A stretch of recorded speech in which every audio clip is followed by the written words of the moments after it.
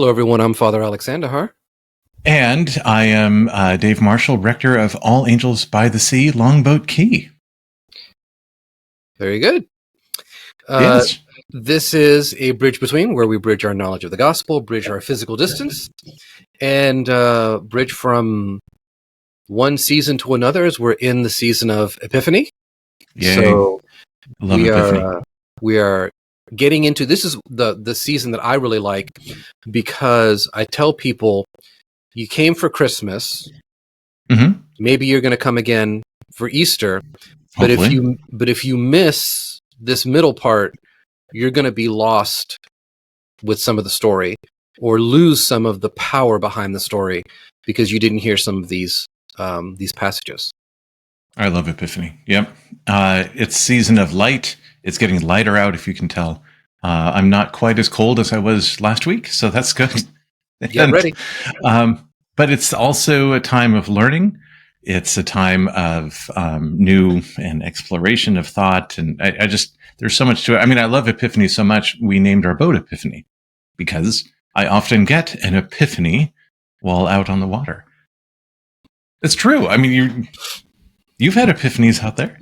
Oh, yes, I have. Yes, I have. Yes. Right. Except as we spell it, we haven't painted on the side of the boat. We put fin, like a fin of a dolphin, on Epiphany. So that's how we like to do it. But we have a really cool reading this Sunday. You know what's interesting to me? Mm-hmm. What? You do know what's interesting to me? Well, I know there's a lot of things interesting to you, but what in particular would you like to focus on? Yeah. Okay. So we have people that listen to us in Minnesota and in California, and of course here in Florida. And when I'd mentioned Longboat Key, this is just a side note. A couple of years ago, I told all of our clergy people, none of you know where Longboat is, and if you come out to visit me, I will buy you lunch. And I am waiting for the first clergy person to take me up on this offer. It's, folks, it's nowhere near anything. And so, if I was in Sarasota, people are going by all the time. So what I find, sorry, I'm just completely off. You and I started this whole thing with Bridge Between to talk about the gospel and bridging our ideas, and in particular with the emphasis on how to preach a message about it on Sunday. Yeah. And you and I were already talking, and you came up with this great idea of, let's just hit record one day. Let's just see if others respond. And they are responding, but a lot of them are not preachers. And I find that interesting. And so I'm waiting for comments from people who aren't preaching on Sunday, but who are active and interested in this. Are you getting enough out of this? Do you want us to talk less about homiletics and more about practical stuff? Anyway, I don't know. I just find it fascinating. I'm waiting for an epiphany of my own. I think that's good, and I think many people are interested, even if they're not preachers. They're interested in the process, as well as even if you're not getting up in front of people, your life is a sermon. Well, that's true. Yeah. So the wedding at Cana is one of those where, as you and I were talking, that it's not full of these theological statements that we sometimes get in other texts and other passages, but it's still vitally important, because during the season of Epiphany, Jesus is kind of being seen, being recognized for his true identity. And that's manifested here in the miracle that he performs. Yes. And so when Alex says Cana of Galilee, what he's talking about is the second chapter of John. John is an amazing book, especially the first couple chapters. It's very powerful. And this story of this particular wedding is only in one gospel. It's only in John. We can't find it anywhere else. And so the uniqueness to it is one of the reasons that I like it. Number two is, have you seen the movie Fiddler on the Roof? Yes. Sunrise, sunset, right? Weddings are really important things. and especially for people of the Jewish faith in the first century. And Jesus is doing a very, I don't want to say pedestrian, very normal thing. They're going to a wedding. He's bringing his mother, and the other disciples are tagging along. It doesn't say that he officiated. It doesn't say much about it. It talks about the party that follows. So I think that's kind of cool. What do you think? I think it is interesting for Jesus to be doing what we would consider, quote unquote, a normal thing, and to have him be present at a wedding shows that he was part of a community. Yep. That he had been invited. Yep. At the same time, there's also this sense of Jesus was not going to get married. Okay. And so it's a different, what I'm saying, it's like seeing something like seeing and being at a wedding, knowing that you're not going to get married. That's a kind of a thought that may come into your mind. It's not his mission to be married. It's his mission to be an itinerant mendicant preacher going around Israel. Well, speaking of epiphany, you just gave me an epiphany. I had never considered it that way. Yeah. I mean, because usually if you're single, let's say, and you go to a wedding and your mother's there, your mother's going to turn to you and say, look at this, look at her, look at them. Aren't they so happy? Find yourself a nice girl and settle down. And especially in the culture back then, very much. Right. Right. Yeah. So the other thing, so you and I get introduced to Jesus. The readers get introduced to Jesus in the gospel. We didn't know anything about him. And then the gospel begins. The community in which this was written, many people knew Jesus before he was baptized. Mm-hmm. They knew Mary before she had a son who got baptized and the Holy Spirit came down and said, "This is my son." That they had this prequel, if you will. They had this life going on before this public ministry. And this, again, is one of those bridges for me. It's one of the things that they used to do, and now they're heading into something different. There's an interplay between Jesus's mother and himself. There are questions about what's going on. One of the questions I have is that John never mentions Mary by name. And Jesus responded to her by saying woman instead of mom. And so there, I ran through a couple of the other phrases of when Jesus had said woman, and these are all very powerful phrases. But do you want me to give a brief synopsis of the lesson itself for those who are not familiar with John 2 or the Cana? Sure, of course. Go ahead. Story? All right. So Jesus and his disciples were invited to the wedding. The wine gave out, which means, what do you think that means? They ran out of wine. Ran out of wine. What else does that mean? It means that the party's over. For some people. Okay. Right. They're going to be embarrassed. It's an embarrassment to not have planned ahead enough wine. Sure. So I have been at parties where the alcohol ran out, and it ran out because everybody's having a great time, right? Well, yes. That this is a big, exciting wedding. It's going on a long time. There's a lot of dancing. There's just a lot going on, and they ran out of wine. If this is a boring, quiet, understated affair where people are there just to be seen, they sip some wine and then they go home. That's not this party. So that's kind of fun. So the wine gave out.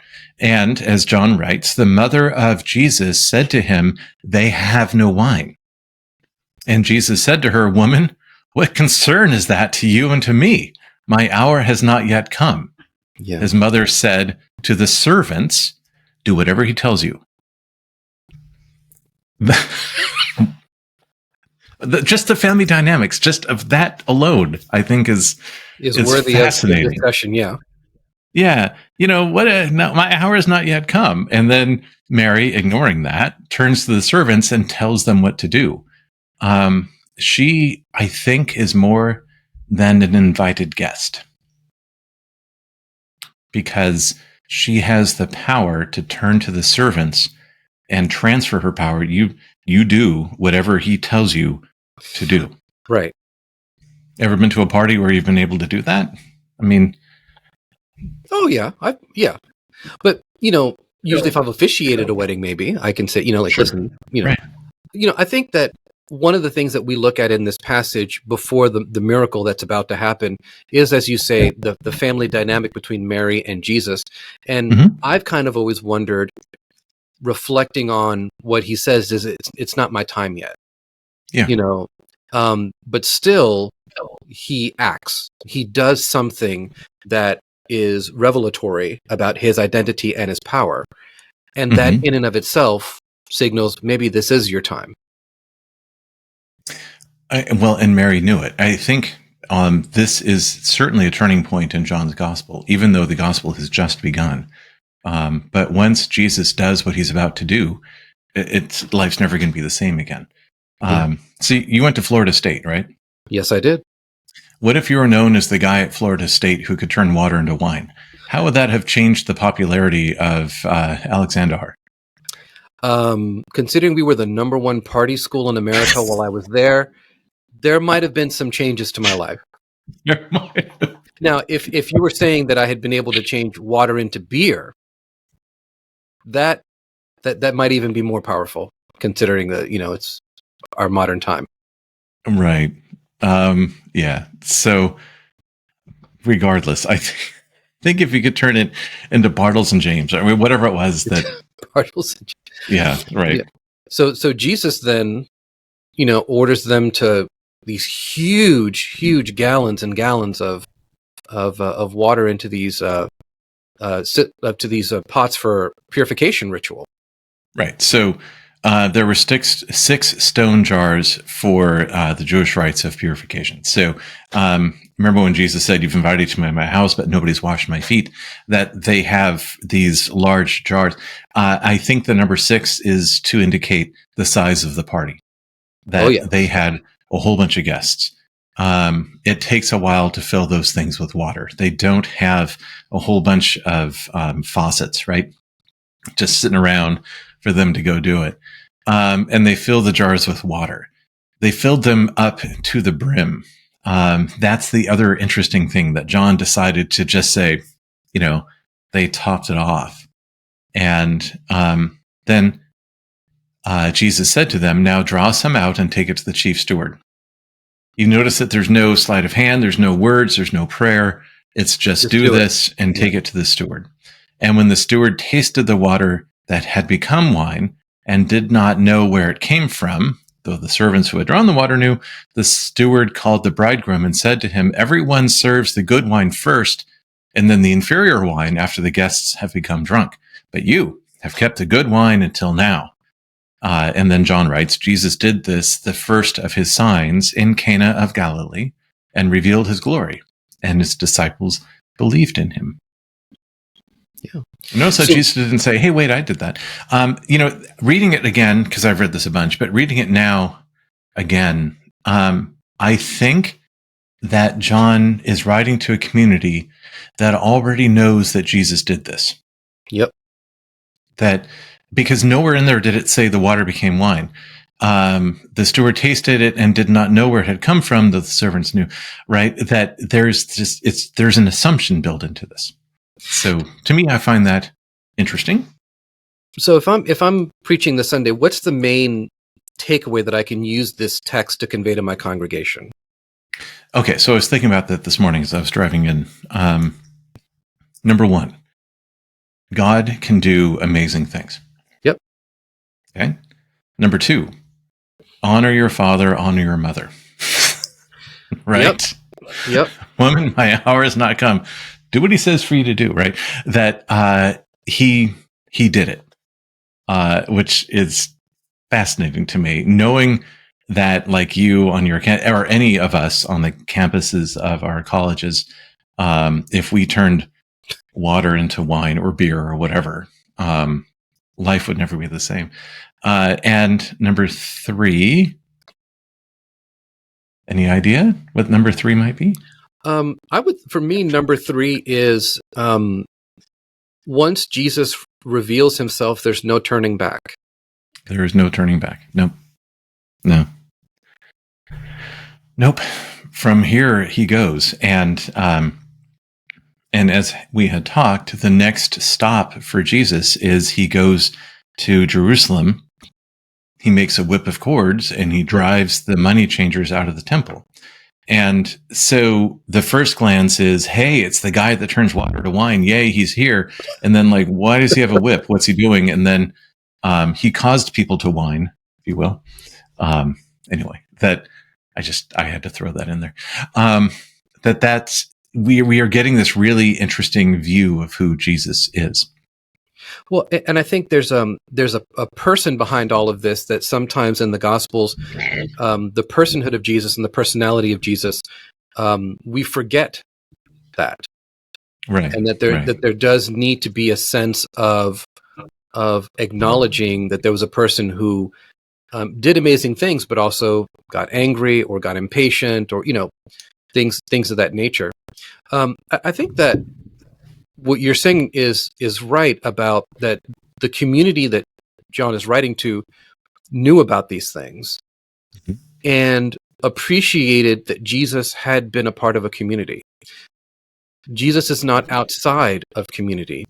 He lives within it. And he did the normal things that you would do in a community: go to a funeral, go to a wedding, all those things that are part of the everyday life of a community. Right. The third part for me is that when we run out of something, that's when God takes over and makes it better than what it was that we were doing in the beginning. Oh yeah. I mean, that's kind of a large equation, but the sense of, you and I have felt this at times, that we get really tired in ministry. We've done the best we could, and it just feels like it has run out. And then what happens is that then God takes over, and then even better things happen. And the steward who had said, everyone serves a good wine first, and you've saved the best wine for last. We happen to think, we in the theological world, that the celebration of the party in heaven is better than any celebration and party we've had here. Well, there's another thing I want to bring up, which is I was working with a deacon one time, and it was like a Wednesday service. So usually about 5 or 6 people would show up, kind of maximum. It was a healing service, and he put in some wine into the chalice, and there wasn't a lot of wine in the cruet, and he didn't even put all of it in. And I said, "Who are you saving this for? In other words, why are you putting just enough? Yeah. For 5 or 6 people." Mm-hmm. God demonstrates abundance, right? God loves to see abundance in what God provides, and sacramentally, the bigger the sign, the easier it is for us to comprehend and work with it. I said, put the thing in there. I said, this isn't the most expensive wine, I can assure you. Right. But because I think of that, and I remember working with a couple of Altar Guild directresses, and saying that their biggest fear was running out of bread or wine. And I said, the day that we run out is a glorious day. Oh, that's amazing. Because that means a lot of people it was a party. Right. And I said, and don't worry, we'll run in the back and we'll get some more, and we'll bring it. I mean, it's okay. So I'm very much in tune with what you're saying of worrying about, do we have enough? Worrying about how things look when really God is present and cares about what we need and how much we have. Absolutely. I've shared the story before, but when I was a camp chaplain at Camp Cross in North Idaho, we had baked bread for the final Eucharist, where the family and all that show up. And everybody really liked the bread because it wasn't the traditional bread we use on Sunday service. It's something we've created. We ran out. So one of the folks ran over to the kitchen and brought out the coffee cake and stuff that was going to be served. And we consecrated the coffee cake. And then there was this massive rush more campers that when they saw that we had consecrated and we needed to consume it, that they're just running forward with their hands. And it's like we have saved the best bread for the last. It was just one of those things that it just keeps going and going. That it was anyway. It was that was beautiful. The sense that God can take over when we run out is I think a really good. There's lesson. also within our tradition and within other Eucharistic traditions within the church, there are Eucharistic miracles that occur where the priest looks at the line of people and he's got 10 pieces of bread and he just keeps faithfully handing it out and it keeps appearing. And that's happened before. Yeah. So I think that, bringing ourselves back to kind of the beginning of the discussion, as I was saying before, the wedding at Cana is one of those stories, I think, that's so straightforward that we don't need to add too much to it. Mm-hmm. The story does the heavy lifting on its own, which I think is actually indicative of the story itself. Jesus is the one that does the work in the story, not us, not the disciples. Right? Well, and the people that are filling these gigantic. What I'm saying, it's not you and I who are doing the work in the story. It's not the disciples who are doing it. It's in this context here. And so sometimes we think that we're the ones who are running everything, that we're the ones doing all the heavy lifting in ministry. Mm-hmm. And we may forget that in actuality, it's Christ who's doing the heaviest lifting. You bet. If you want to talk about God's grace, the people of this party did nothing to deserve what Jesus gave them. Oh, yeah. This was a gift, pure and simple. The other thing that I'm picking up on at this time around, and it'll be fun in 3 years from now when we do another podcast using this passage where we'll go with it. But with Mary saying to Jesus, they have no wine, right? It's as if he's done this before. You remember when he was being tempted by the devil, and the devil's like, you're hungry? Take these stones, turn it to bread. Yeah, the sense of that Jesus had done these things before, and I would argue before he got baptized, right? That before the ministry began, he was already doing these things. And then the other commentator that I had read this morning was drawing a parallel between King Herod Agrippa, who wanted to meet Jesus, and Jesus. You remember when he was there, Jesus said nothing. He would respond. It was almost as if the king wasn't even speaking. But the king was trying to get Jesus to do some act of divinity, some sort of sign.